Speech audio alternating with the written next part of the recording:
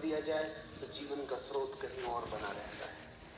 पदार्थ का अपना आकार है, लेकिन चेतना का कोई आकार नहीं। तो मूर्ति जब तक पत्थर है, केवल आकार है, लेकिन जब भक्त अपने हृदय की धड़कन उसमें डाल देता है, उसे प्राण देता है, तब वही मूर्ति एक सेतु बन जाती है। उस क्षण मूर्ति में दोनों बातें समाहित हो जाती हैं।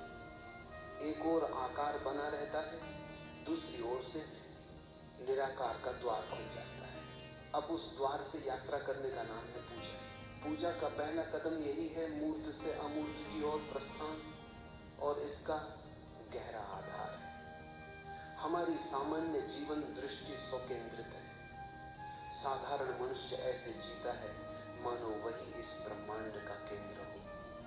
सूरज मेरे लिए उगता है, पक्षी मेरे लिए गाते हैं, चांद तारे मेरे लिए घूमते हैं, यहाँ तक कि परमात्मा भी अगर है तो वह भी मेरे लिए ही है। यही है आध्यात्मिक दृष्टि, और यही से पूजा की यात्रा शुरू होती है। पूजा कहती नहीं, केंद्र में नहीं, मैं तो परिधि हूं, असली केंद्र कहीं और है। साधारण दृष्टि का सार है, मैं केंद्र हूं, परमात्मा परिधि पर है। और धार्मिक दृष्टि का सार है, परमात्मा ही केंद्र है, मैं केवल परिधि।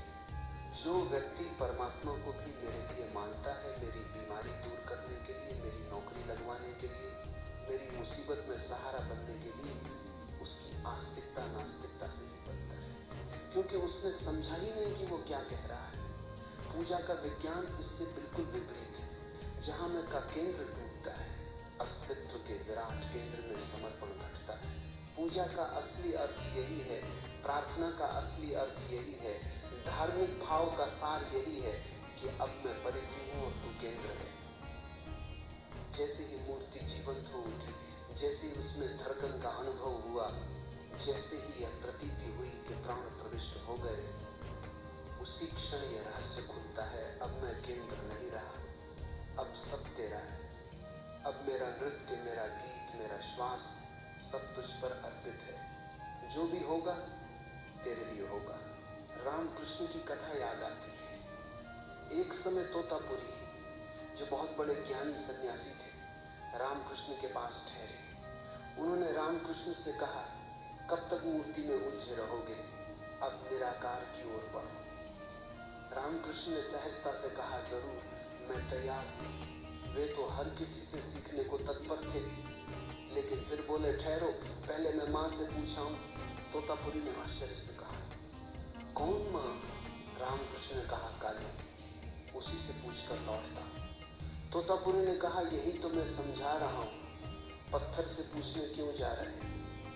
और रामकृष्ण ने उत्तर दिया, जब से पूजा शुरू की है, तभी से मैंने अपने को परिधि पर रख दिया है और मां को केंद्र बना दिया। अब मैं अकेला निर्णय नहीं कर सकता, बिना उनकी आज्ञा के कुछ भी संभव नहीं। मोक्ष भी व्यर्थ है अगर मां की आज्ञा न हो, और अगर मां कहे नरक भी स्वीकारो, तो मैं प्रसन्नता से स्वीकार करूंगा, क्योंकि पूजा का आरंभ ही इस वचन से हुआ था, मैं परिधि तुम केंद्र। अब तो उनके बिना पूछे कुछ भी नहीं हो सकता। तोतापुरी हैरान। मूर्ति पूजा छोड़ने के लिए भी मूर्ति से पूछना, यह बात उनकी समझ से परे थी। पर रामकृष्ण भीतर चले गए। तोतापुरी चुपचाप पीछे पीछे जाकर खड़े हो गए। देखा रामकृष्ण की आंखों से आंसुओं की धार बह रही। वे रोते हैं, कहते हैं, मां आज्ञा दो, फिर रोते हैं, फिर कहते हैं आज्ञा दो, बार बार यही रट। और फिर अचानक वे प्रसन्न हो जाते, आंसू पोंछ देते, नाचने लगते।